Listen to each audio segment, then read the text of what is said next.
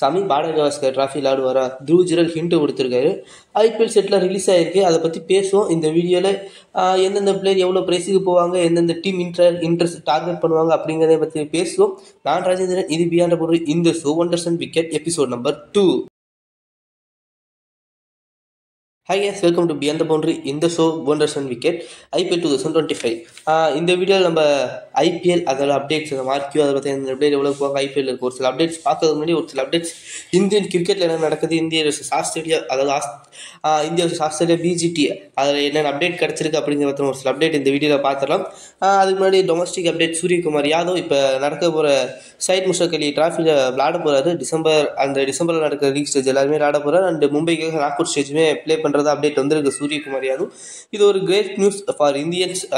இது மாதிரி எல்லா இந்தியன்ஸ் பிளேயர், சீனியர்ஸ் பிளேயர்ஸ்லாம் டைம் கிடைக்கிறதுல ரஞ்சி ட்ராஃபியாக இருக்கட்டும், டொமஸ்டிக் கிரிக்கெட்லாம் ரொம்பவே நல்லா இருக்கும். சூரியகுமார் யாதவ் விளாடுறாரு. நெக்ஸ்ட்டு கேஎல் ராகுல் பார்த்தீங்கன்னா இப்போ ப்ராக்டிஸ் பார்த்தீங்கன்னா ஸ்டார்ட் பண்ணியிருக்காரு. ரொம்பவே பார்த்தீங்கன்னா தீவிரமாக ப்ராக்டிஸ் பண்ணியிருக்காரு. ஒரு மணி நேரத்துக்கு மேலே, அதாவது ஒரு மணி நேரத்துக்கு மேலே தொடர்ந்து ப்ராக்டிஸ் பண்ணுற மாதிரி நியூஸ் வந்துருக்கு. அது ஒரு குட் நியூஸ் இந்தியாவுக்கு. நம்ம ஃபஸ்ட்டு பாசிட்டிவ் பார்த்துலாம். நெகட்டிவ்மே ஒரு சில விஷயங்கள் இருக்குது, உங்களுக்கு நேரம் தெரிஞ்சிருக்குன்னு நினைக்கிறேன். நான் அதை பற்றி கொஞ்சம் டீட்டெயிலாக பேச விரும்புகிறேன். த்ருவ் ஜுரல் அவர் ஸ்டார்டிங்ஸ் வந்து ஹிண்ட் கொடுத்துருக்காருன்னு ஒரு இன்ஸ்டாகிராம் போஸ்ட் போட்டிருக்காரு. என்ன போட்டிருக்காருன்னா, ஆஸ்திரேலியா ஏக்கு எதிராக விளையாடினார். ஒரு சூப்பரான நாக்குனே சொல்லலாமே. சூப்பராக 2 நாள் பார்த்தீங்கன்னா தொடர்ந்து இந்தியா ஸ்ட்ரகிளில் இருக்கப்போ அவர் தான் காப்பாற்றானே சொல்லலாம் த்ருவ் ஜுரல்.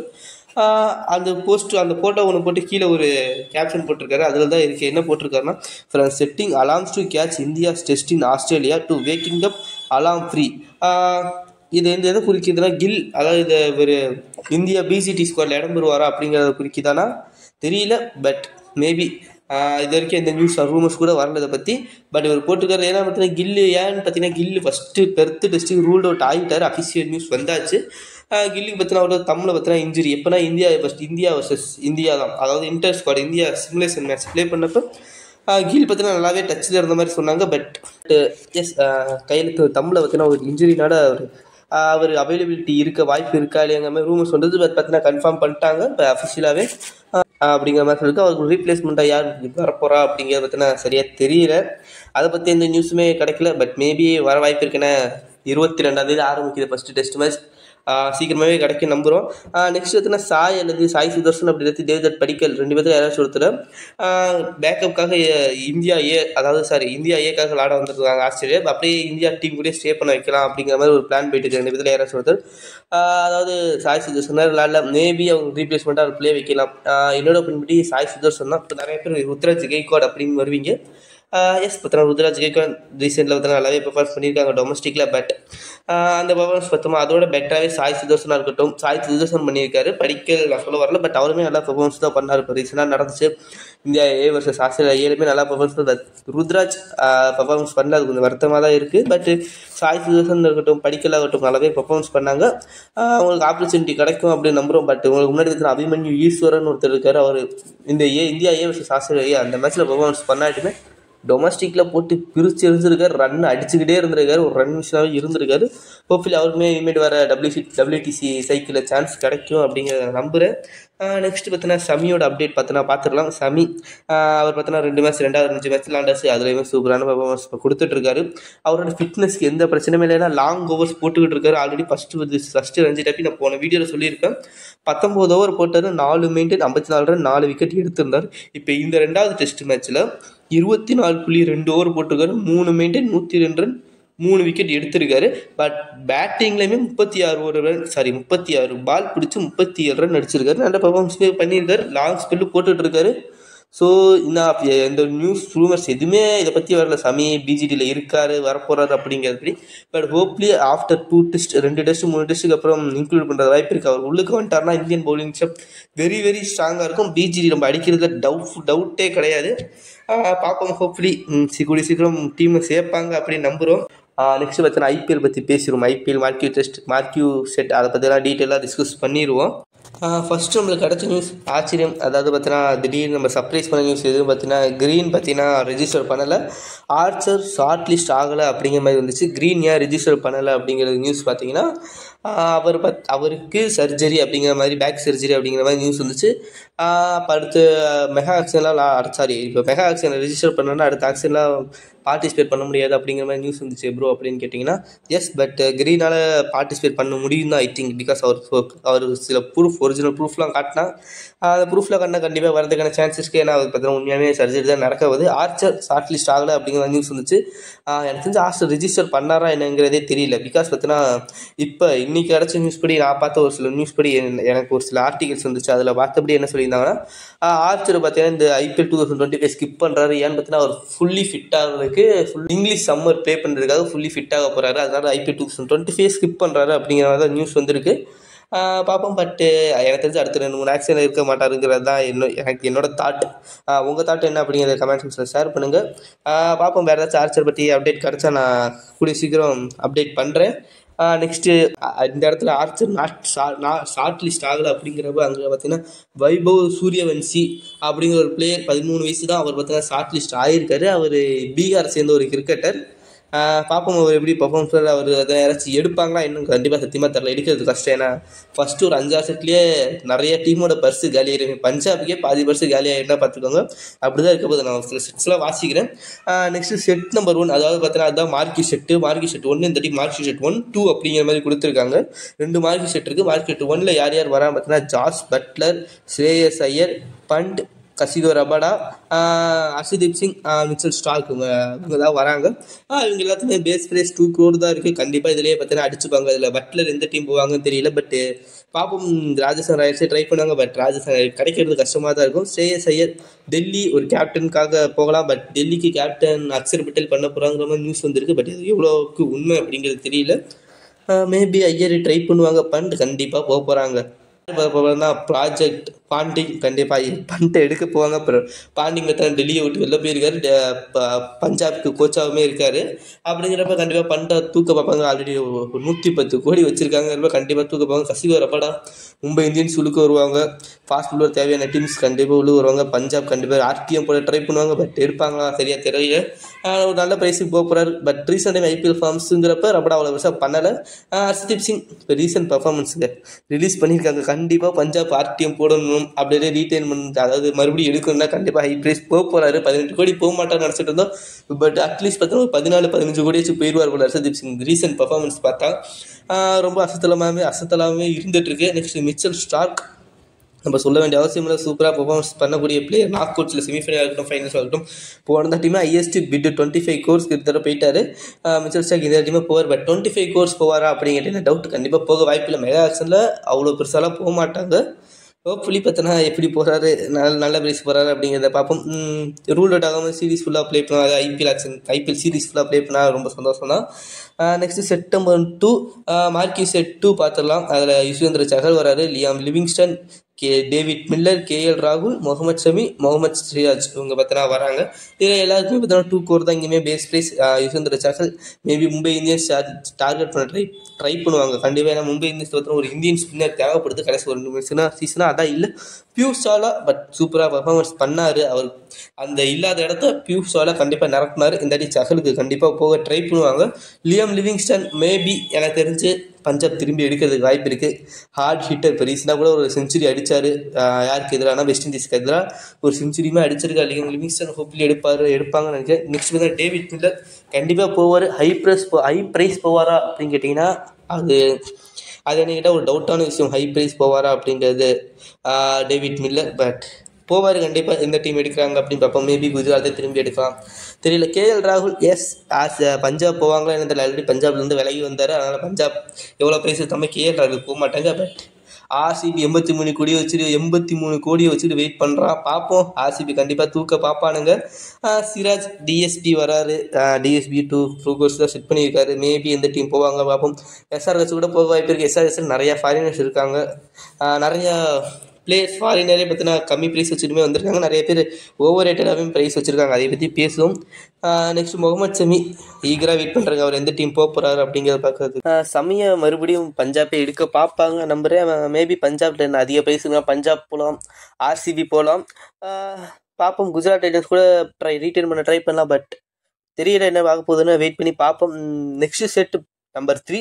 நெக்ஸ்ட் செட் பார்த்தீங்கன்னா 3வது செட்டு பேட்ஸ்மேனோட ஃபர்ஸ்ட் பேட்டர் 1 அதை பார்த்துடலாம். அது ஹாரி ப்ரூக் இருக்காரு, கான்வே, ஃப்ரேசர் மெகர்க் இருக்காரு, படிக்கல், மார்க்ரம், வார்னர் இவங்க எல்லாமே இருக்காங்க. இவங்க எல்லாருமே பார்த்தீங்கன்னா 2 crores தான் செட் பண்ணியிருக்காங்க. ஹாரி ப்ரூக் எஸ்ஆர்ஹெச் இருப்பாங்களா? எஸ்ஆர்ஹெச் ஆல்ரெடி நிறைய ஃபாரினர்ஸ் இருப்பாங்க, போக மாட்டாங்க நம்புறேன் ஹாரி பிரிக். பட் கண்டிப்பாக போவார்.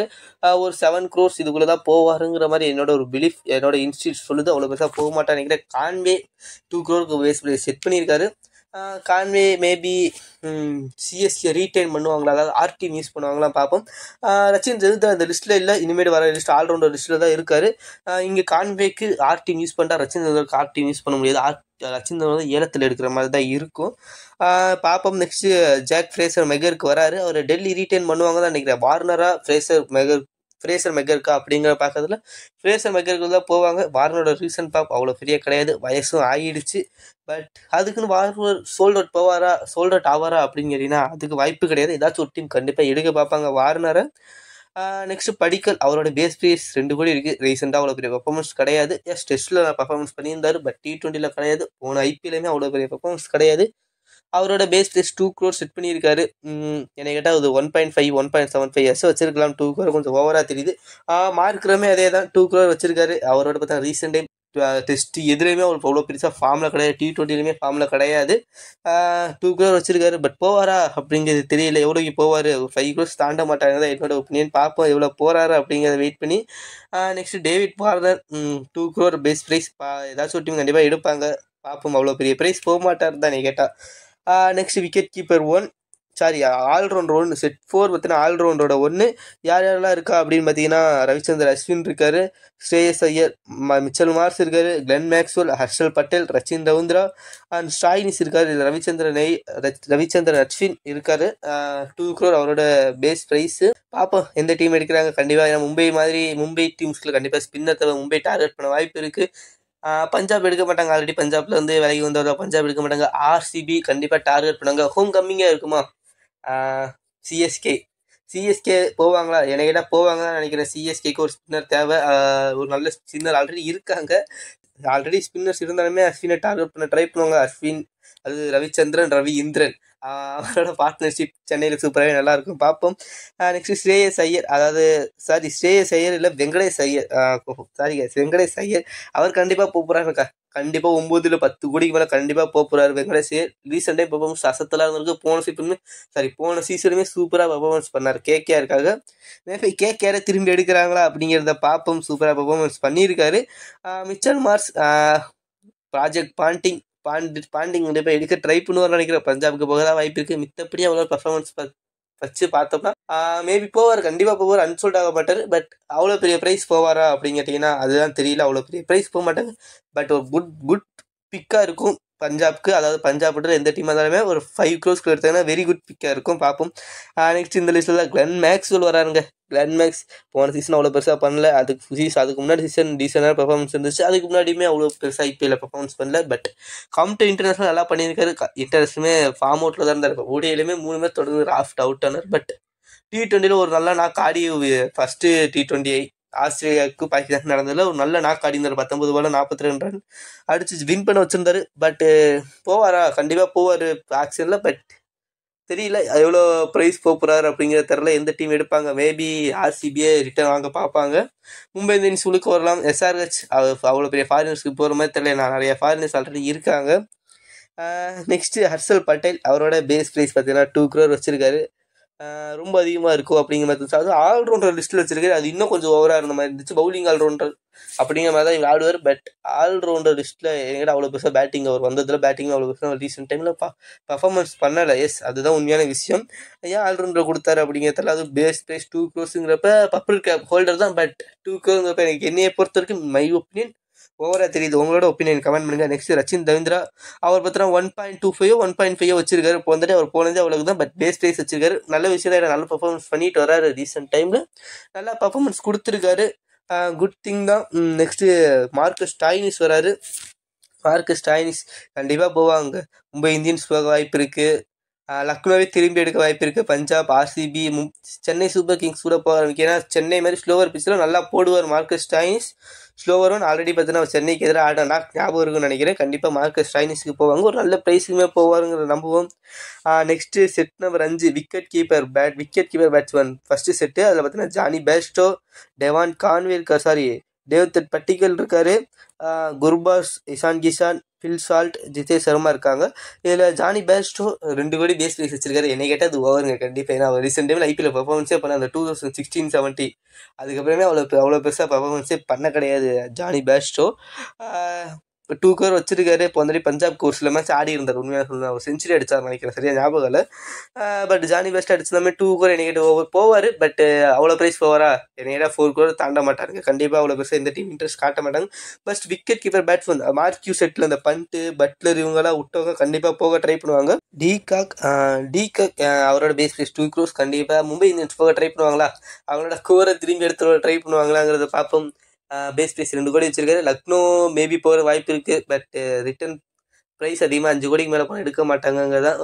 இதை யார் டார்கெட் பண்ணுவாங்க பார்த்தீங்கன்னா மும்பை டார்கெட் பண்ணலாம், பார்ப்போம். ஏன்னா மும்பை இந்தியன்ஸ் அவ்வளோவா லெஃப்ட் ஹேண்டர் ஓப்பனிங் தான் டார்கெட் பண்ணுவாங்க. ஏன்னா right hander opening Rohit Sharma இருக்கிறப்ப லெஃப்ட் ஹேண்டர் தான் ப்ரீவியஸ் இயருமே ட்ரை பண்ணியிருக்காங்க. இஷான் கிஷானாக இருக்கட்டும், எவின் லீவிஸாக இருக்கட்டும், பார்ப்போம் எப்படி ட்ரை பண்ணுறாங்க அப்படிங்கிறத பார்ப்போம். வின் லீவிஸ்னு ஒரு கம்பேக் கொடுத்து சூப்பராக ஆடிட்டு இருக்காரு. பார்ப்போம் எப்படி பண்ணுறாங்கங்கிறத. நெக்ஸ்ட்டு யார் இருக்கானா குர்பாஸ் அகமதுல்லா இருக்காரு. கண்டிப்பாக போவாங்க. கேகேஆர் கூட திரும்பி போனால் ஆச்சரியப்படுறதுக்குள்ள ஒரு அசோசியேஷன் இருந்து ப்ளே பண்ணிட்டு இருக்க சூப்பரான ஒரு பிளேயர்னே சொல்லலாம்.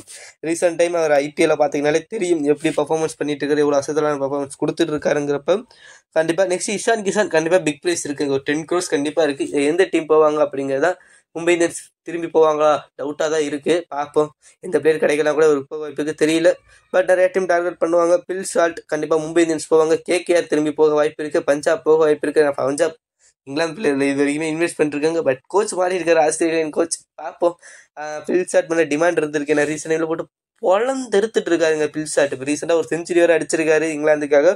பொழந்தெடுத்துட்டு இருக்காரு. ஜிதேஷ் சர்மா கண்டிப்பாக போவார், 5 crores மேலே போயிடுவார்.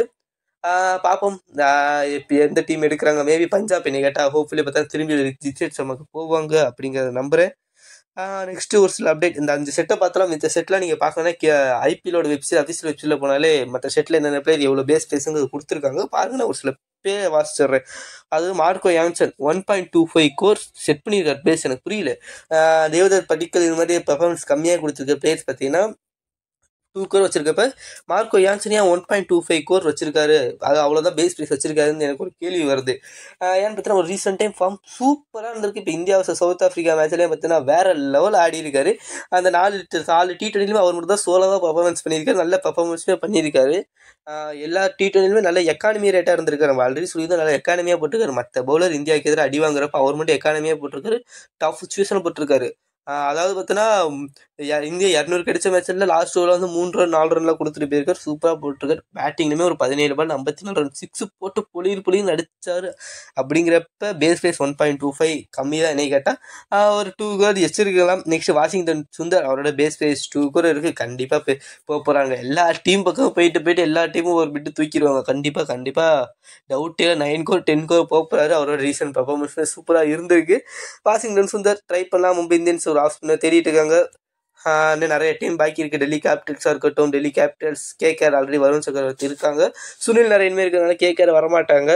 டெல்லி கேபிட்டல்ஸ்க்கு தேவைப்படும், மும்பை இந்தியன்ஸ்க்கு தேவைப்படும். குஜராத் டைட்டன்ஸ் ட்ரை பண்ணுங்க. But Gujarat Titans already legendary spinner Rashid Khan இருக்காரு. ஸ்பென்சர் ஜான்சன் இருப்பாங்க. ஸ்பென்சர் ஜான்சன் எந்த டீம் போவாங்க தெரியல. பட் ரீசெண்டாக Australia versus Pakistan last T20 5 wicket haul எடுத்திருக்காரு. நெக்ஸ்ட்டு தீபக் சாகர் வராரு. தீபக் சாகர் 2 crore வராரு. கண்டிப்பாக என்னைக்கிட்ட கடைசி 2-3 சீசன் ஒரு ஒழுங்காக ப்ளே பண்ணலங்கிறத விட ப்ளேவே பண்ணல அப்படிங்கிற நம்ம சொல்லலாம்.